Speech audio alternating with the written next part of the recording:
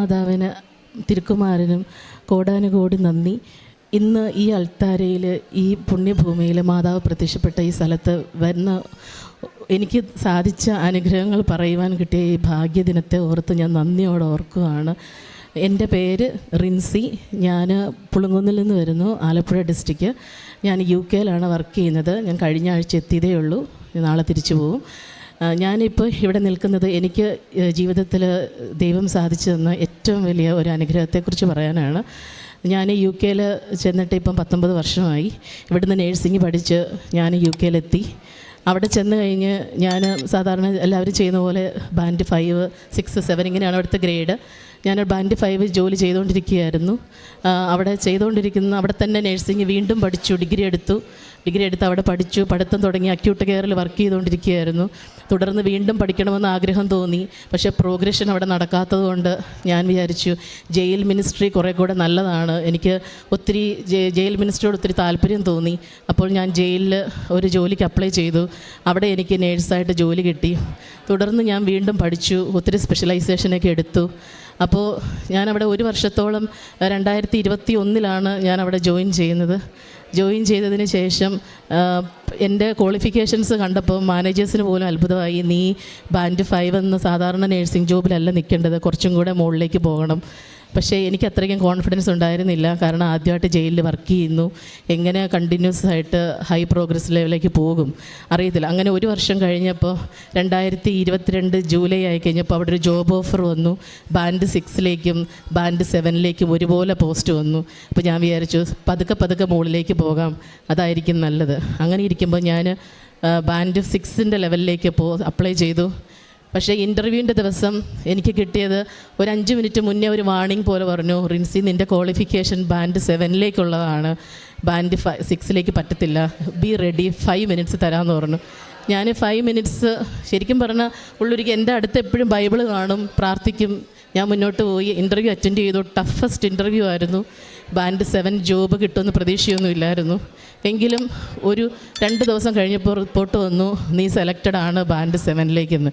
പക്ഷേ ആ band 7 selection വന്നെങ്കിലും ജോലിക്ക് ഞാൻ ജോയിൻ ചെയ്ത് കഴിഞ്ഞാലും ആ സ്ഥലത്ത് ഞാൻ ജോലി ചെയ്യുന്നിടത്ത് കൂടെ 4-5 മലയാളികളെ ഉണ്ടായിരുന്നുള്ളൂ.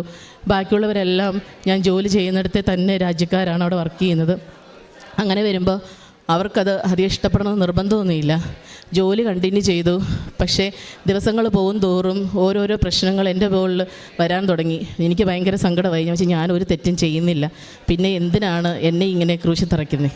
അങ്ങനെ ഒരു ദിവസം എൻ്റെ അടുത്ത് എപ്പോഴും പ്രാർത്ഥന കാണും. ഞാൻ ബൈബിൾ തുറന്ന് പ്രാർത്ഥിച്ചിട്ടായിരിക്കും എൻ്റെ ക്ലിനിക്ക് സ്റ്റാർട്ട് ചെയ്യുന്നത്. ഞാൻ വർക്ക് ചെയ്യുന്ന post chronic disease specialised nurse എന്നും പറഞ്ഞാണ്. കാരണം എല്ലാ പേഷ്യൻസിൻ്റെയും എല്ലാത്തരം ക്രോണിക് കണ്ടീഷൻസ് ഞാൻ മാനേജ് ചെയ്യണം, ഓഡിറ്റ് നോക്കണം, ഒത്തിരി കാര്യങ്ങൾ ചെയ്യാനുണ്ട്. അപ്പോൾ ഇതെല്ലാം ചെയ്ത് കഴിഞ്ഞപ്പം ഒരു സാറ്റർഡേ ഒരു പേഷ്യൻ്റ് എൻ്റെ അടുത്ത് വന്നു, പ്രഗ്നൻ്റ് ആണ്, ജയിലാണെന്ന് ഓർക്കണം, കുട്ടികളുണ്ട്, പെണ്ണുങ്ങളുണ്ട്, ആണുങ്ങളുണ്ട്, 2-3 സെക്ടറായിട്ടാണ് ഞാൻ വർക്ക് ചെയ്യുന്നത്. പെണ്ണുങ്ങളുടെ വിങ്ങിലാണ്. ഒരു പേഷ്യൻ്റ് വന്നു, അത് പ്രഗ്നൻ്റ് ആണ്, അവൾക്ക് കുഞ്ഞിനെ വേണ്ട, കളയണം. പക്ഷേ ശനിയാഴ്ച ആയതുകൊണ്ട് മിഡ്വൈഫ് ഇല്ല, ആരുമില്ല അവളെ സപ്പോർട്ട് ചെയ്യാനായിട്ട്. എനിക്ക് കൂടുതലൊന്നും ചെയ്യാനും പറ്റില്ല. ഞാൻ NMC ബേസ്ഡ് ആയിട്ടുള്ള കാര്യങ്ങളെ ചെയ്യാൻ പറ്റത്തുള്ളൂ. ഞാൻ പറഞ്ഞു, നീ ഒരു അഡൽട്ടാണ്, നിനക്ക് തീരുമാനം എടുക്കാൻ പറ്റും, കൊച്ചിനെ കളയണോ വേണ്ടയോ എന്നുള്ളത് നിൻ്റെയാണ്, എനിക്കാരെയും ഫോഴ്സ് ചെയ്യാൻ പറ്റത്തില്ല. പക്ഷേ റിസ്ക് ഫാക്ടേഴ്സ് എനിക്ക് പറഞ്ഞു തരാൻ പറ്റും. ദൈവം തന്ന ജീവനുമാണ്, അത് എന്ത് ചെയ്യണമെന്ന് നിനക്ക് തീരുമാനിക്കാം. അതാണ് എന്നിൽ അർപ്പിച്ചിരിക്കുന്ന കാര്യം. എനിക്ക് നീ കളയരുത് എന്ന് പറയാൻ പറ്റത്തില്ല. പക്ഷേ എന്നോട് എതിർപ്പുണ്ടായിരുന്നവർ പറഞ്ഞു, ആ പേഷ്യൻ്റ് പോയ ഉടനെ തന്നെ എൻ്റെ മുന്നിൽ ബൈബിൾ ഉണ്ടെന്ന് ഓർക്കണം, എൻ്റെ മുന്നിൽ കമ്പ്യൂട്ടറുണ്ട്, അതിൻ്റെ മുന്നിൽ ഞാനും ബൈബിളും കമ്പ്യൂട്ടറും, റൂമിൽ ആരും ഉണ്ടാവില്ല കൺസൾട്ടേഷൻ ടൈമിൽ. പക്ഷേ പേഷ്യൻ്റ് പോയി. 2 ദിവസം കഴിഞ്ഞ് തിരിച്ചു വന്നപ്പോൾ ഞാൻ ഡ്യൂട്ടിക്ക് തിരിച്ചു വന്ന സമയമാണ്. അപ്പോൾ എനിക്ക് കിട്ടിയ മെസ്സേജ് എന്ന് പറഞ്ഞു കഴിഞ്ഞാൽ, റിൻസി നിൻ്റെ മേലിൽ വലിയൊരു കംപ്ലൈൻ്റ് ഉണ്ട്. ഞാൻ ചോദിച്ചു എന്താണ് കംപ്ലൈൻറ്റ്? പറഞ്ഞു, നിനക്ക് ഇനി ഈ സ്ഥലത്ത് ജോലി ചെയ്യാൻ പറ്റത്തില്ല, ആണുങ്ങളുടെ വിങ്ങിൽ പോയി ജോലി ചെയ്യണം. നീ ഒരു പേഷ്യൻ്റ് പ്രഗ്നൻ്റ് വുമണിനെ നോക്കി നീ, അപ്പം നീ അതിനോട് കൊച്ചിനെ അബോർട്ട് ചെയ്യരുതെന്ന് പറഞ്ഞു. അത് എത്തിക്സിനെതിരാണ്, അങ്ങനെ ചെയ്യാൻ പാടില്ല. ഞാൻ പറഞ്ഞു എനിക്ക് മനസ്സിലായില്ല ഏതാ ദിവസത്തെയാണ്. അപ്പോൾ കാര്യങ്ങളൊക്കെ ഇങ്ങനെ പറഞ്ഞു. ഞാൻ പറഞ്ഞു ഞാൻ അങ്ങനെ പറഞ്ഞിട്ടില്ല, എനിക്കറിയാം NMC ഗൈഡ് ലൈൻസ്, അതുകൊണ്ട് ഞാൻ ഒരിക്കലും അത് പറയാറില്ല. അവരുടെ ചോയ്സ്, അഡ്വൈസസ് നമ്മൾ കൊടുക്കുമെന്ന് മാത്രമേ ഉള്ളൂ. പക്ഷേ എന്നെക്കൊണ്ട് ചെയ്യാവുന്ന മാക്സിമം ഫാസ്റ്റ് അപ്പ് ചെയ്തു കാര്യങ്ങൾ പ്രോസസ്സ് ചെയ്യാനായിട്ട്. കാരണം അവിടുത്തെ നിയമം അനുസരിച്ച് 16 വീക്സ് കഴിഞ്ഞ് കഴിഞ്ഞാൽ പിന്നെ അബോർഷൻ ബുദ്ധിമുട്ടാണ്, ടാബ്ലറ്റ്സ്, അങ്ങനെ ഓരോ കാര്യങ്ങളുണ്ട്. അപ്പോൾ നമ്മൾ അതനുസരിച്ച് മുന്നോട്ട് പോകണം. 2 ഡേയ്സ് വീക്കിൻ്റെ ടൈമാണ് എനിക്ക് തന്നേക്കുന്നത്. എമർജൻസി കൺസൾട്ടേഷൻ ആയിരുന്നു. ഞാൻ പറഞ്ഞു ഞാനൊന്നും തെറ്റ് ചെയ്തിട്ടില്ല, ഞാൻ അവരോട് അങ്ങനെ പറഞ്ഞിട്ടുമില്ല, പിന്നെ എന്തുകൊണ്ടാണ് എന്നോട് ഇത് ആരോപിക്കുന്നതെന്ന് ചോദിച്ചു. പക്ഷേ പറഞ്ഞു ഇല്ലില്ല, തെളിവുകളുണ്ട്, ഇനി ഇവിടെ നിൽക്കണ്ട, അപ്പുറത്തെ സ്ഥലത്ത് പോയി ജോലി ചെയ്യണമെന്ന് പറഞ്ഞു. സത്യം പറഞ്ഞാൽ ഇത്രയും കരിയറിനിടയ്ക്ക് എൻ്റെ ജീവിതത്തിൽ സംഭവിച്ച ഏറ്റവും വലിയ ഒരു കളങ്കം പോലെ എനിക്ക് തോന്നി. ഞാൻ എന്നും വീട്ടിൽ നിന്ന് ഡ്യൂട്ടിക്ക് പോകുന്നത് ട്രെയിനിലാണ്, തിരിച്ചു വരുന്നതും ട്രെയിനിലാണ്. തിരിച്ചു വരുന്ന വഴിക്ക് ഞാൻ വിചാരിച്ചു ഇനി എങ്ങനെ ആ സ്ഥലത്ത് തിരിച്ച് ജോലിക്ക് ചെല്ലും, എത്ര പേരുടെ മുഖത്ത് ഞാൻ നോക്കും. എൻ്റെ വീട്ടിൽ ചെന്ന് എനിക്ക് മക്കളുണ്ട്, ഭർത്താവുണ്ട്, ആരും ഫേസ് ചെയ്യാനുള്ള ചങ്കൂറ്റമില്ല. ട്രെയിനിൻ്റെ മുന്നിൽ ചാടുന്നതായിരിക്കും ഭേദം. ഇതിലും കാരണം ജോലി ഇനി എങ്ങനെയാവും, ആകെ വിഷമമായി. ഞാൻ തിരിച്ചു വരുന്ന വഴിയിൽ എൻ്റെ ഒരു കൂട്ടുകാരിയെ കണ്ടു. നിനക്ക് എന്ത് പറ്റിയെന്ന് ചോദിച്ചു. ഞാൻ പറഞ്ഞു ഇതാണ് സംഭവം, നീ വിഷമിക്കേണ്ട, എല്ലാത്തിനൊരു പരിഹാരമുണ്ട്. നിൻ്റെ മുമ്പും ജോലി ചെയ്ത 2 പേരെ ഇതുപോലെ ഇവർ ട്രാപ്പിലാക്കി പറഞ്ഞു വിട്ടു, നിനക്കത് സംഭവിക്കരുത്, ഞങ്ങളെല്ലാവരും കൂട്ടിനുണ്ട്. ഞാൻ പറഞ്ഞു പറ്റുമെന്ന് തോന്നിയില്ല. കൂടെ വർക്ക് ചെയ്യുന്നവർ മലയാളികളാണ്, പക്ഷേ അവർക്കും ദൈവത്തിൽ വിശ്വാസമുള്ളവർ. അവർ പറയുന്നത് നിനക്ക് ഇവരുമായിട്ട് കൂട്ടുമുട്ടാൻ പറ്റത്തില്ല, അത്രയ്ക്കും ശക്തിയുള്ളവരാണ് അവർ. ഞാൻ പറഞ്ഞു ഇല്ല, ഞാൻ വിശ്വസിക്കുന്ന ദൈവം ഉണ്ടെങ്കിൽ എനിക്ക് സാധിക്കും. പക്ഷേ ഈ ഒരു കാര്യത്തിൽ എനിക്കെന്തോ ഭയങ്കര ഒരു വിഷമം പോലെ, കാരണം പെട്ടെന്നൊരു കേട്ട ആ ഒരു ഫീലിങ്സ്. അത് കഴിഞ്ഞ് കഴിഞ്ഞപ്പോൾ ഞാൻ തിരിച്ച് വീട്ടിൽ വന്നു. വീട്ടിൽ അങ്ങനെ 2 മാസം കഴിഞ്ഞു. ഡ്യൂട്ടിക്ക് ഞാൻ മെയിൽ വിങ്ങിൽ പോകും, തിരിച്ചു വരും. പക്ഷേ ഈ വിഷമം മുന്നിൽ കിടക്കുന്നു. മീറ്റിങ്ങുകൾ പ്ലാൻ ചെയ്യുകയാണ്. അത് കഴിഞ്ഞ് ഞാൻ 2 മാസം കഴിഞ്ഞപ്പോൾ എനിക്കൊരു എൻ്റെ കൂടെ പഠിച്ചൊരു സിസ്റ്റർ എന്നെ വിളിച്ചു. എന്നിട്ട് ചോദിച്ചു റിൻസി എന്തുകൊണ്ട് വിശേഷം, കുറേ കാലമായല്ലോ കേട്ടിട്ട്. അപ്പോൾ ഞാൻ പറഞ്ഞു സിസ്റ്റർ ഞാൻ ആകെ ഒരു ദുരന്ത ഭൂമി കൂടെ പോയിക്കൊണ്ടിരിക്കുന്നത്, എനിക്ക് ഏത് നേരവും ആത്മഹത്യയെക്കുറിച്ച് ചിന്ത മാത്രമേ ഉള്ളൂ, എന്ത് പറ്റിയെന്ന് ചോദിച്ചു. അപ്പോഴാണ് ഞാനിങ്ങനെ കഥകൾ പറയുന്നത്, ഇതാണ് സംഭവം, അപ്പോൾ എന്താണ് അവിടെ ഇങ്ങനെയൊക്കെ നടക്കുന്നത്, നീ വിഷമിക്കണ്ട, കൃപാസനത്തെക്കുറിച്ച് കേട്ടിട്ടുണ്ടോ.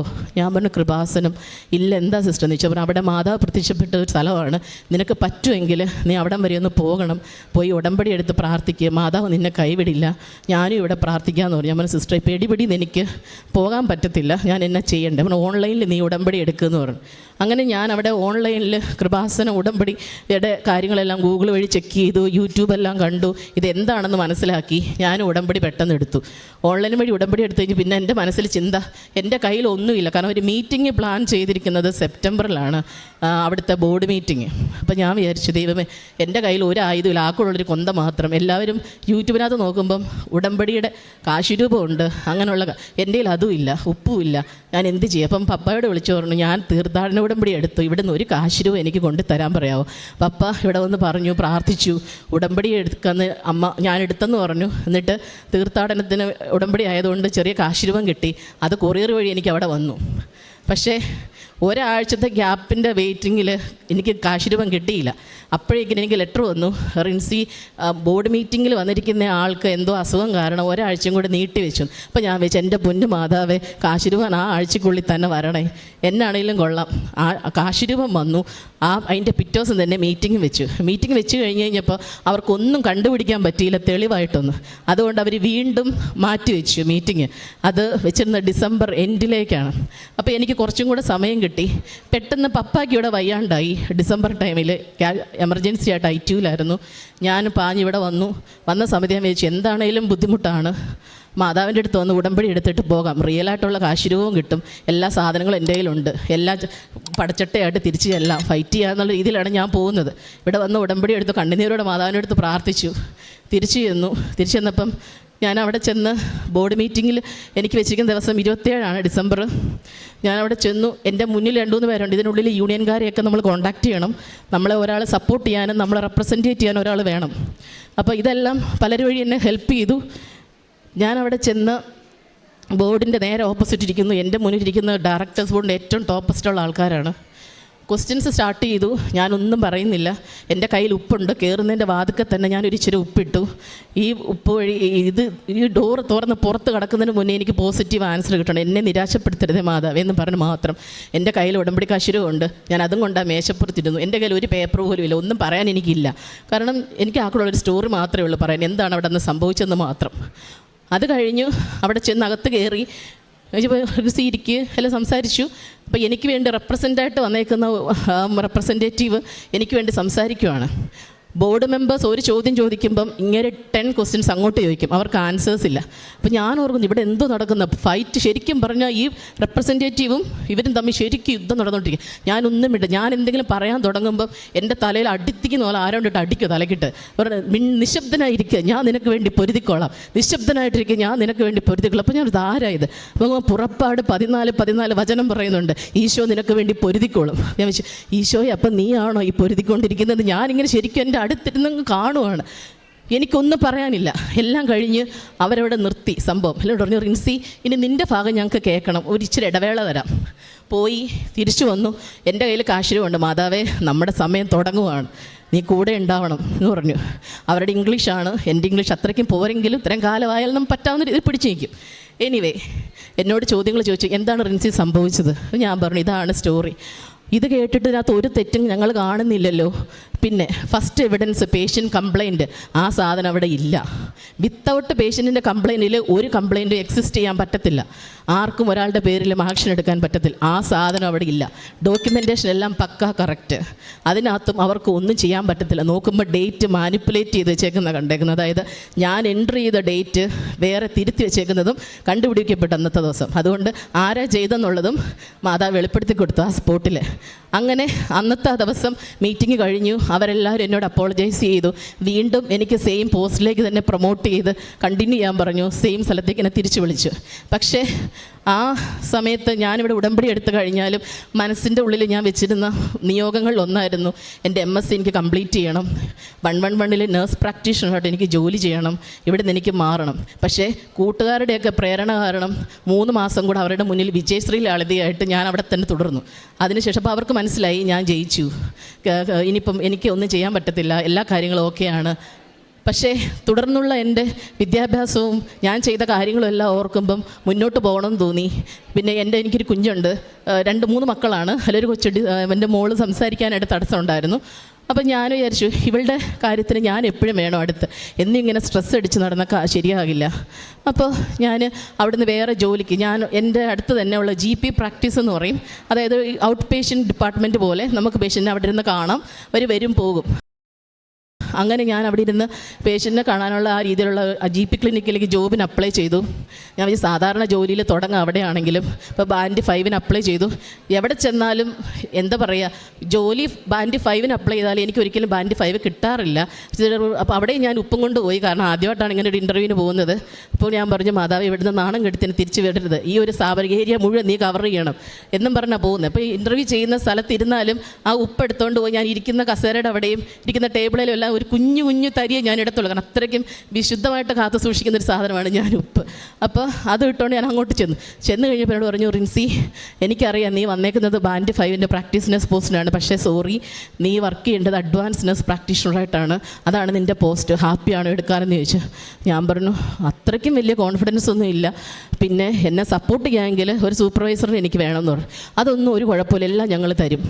അതും കിട്ടി. ഞാൻ അവിടെ ജോലി കണ്ടിന്യൂ ചെയ്തു. പക്ഷേ ഞാൻ ഉടമ്പടിയിൽ വെച്ചിരുന്നത് എനിക്ക് ഒരു നേഴ്സ് പ്രാക്ടീഷണറായിട്ട് 111 ജോലി ചെയ്യാനായിട്ടായിരുന്നു.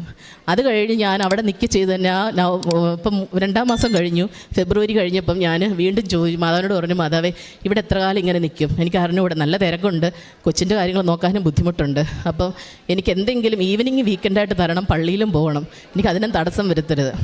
ബൈബിൾ വായിക്കും, പ്രാർത്ഥിക്കും, എന്നും ഉപവസിക്കും, അങ്ങനെയുള്ള കാര്യങ്ങളൊക്കെ നടക്കുന്നുണ്ട് അതിൻ്റെ സൈഡിൽ കൂടെ.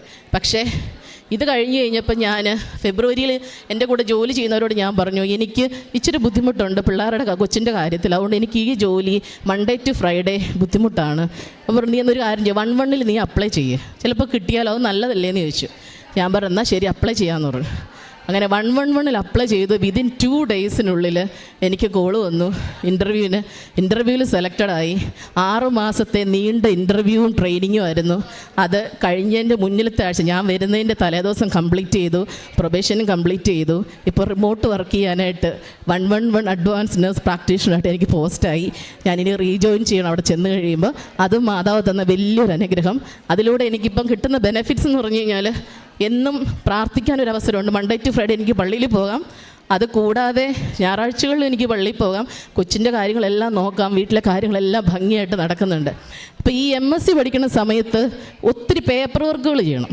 പേപ്പർ വർക്കുകൾ ചെയ്യുമ്പോൾ എൻ്റെ കയ്യിൽ വലിയ പ്രിൻ്ററുണ്ട്, ചെറിയ പ്രിൻ്ററും ഉണ്ട്. പക്ഷേ പ്രിൻ്ററിനകത്ത് വലിയ ഇങ്കുള്ളപ്പം നമുക്കതിന് ഭയങ്കര എക്സ്പെൻസീവാണ് അവിടെ കാർട്രിഡ്ജ് വീണ്ടും പുതുക്കുക എന്നുള്ളത്. അപ്പോൾ ഞാൻ എന്ത് ചെയ്തു, ആർക്കെങ്കിലും വേണമെങ്കിലും ഉപയോഗിച്ചോട്ടെ എന്ന് വിചാരിച്ചിട്ട് 2 കാർട്രിഡ്ജിൻ്റെ ഇതും എടുത്ത് പുറത്ത് ഞങ്ങളുടെ വീട് താമസിക്കുന്ന വീടിൻ്റെ സൈഡിൽ കൊണ്ടുവച്ചു.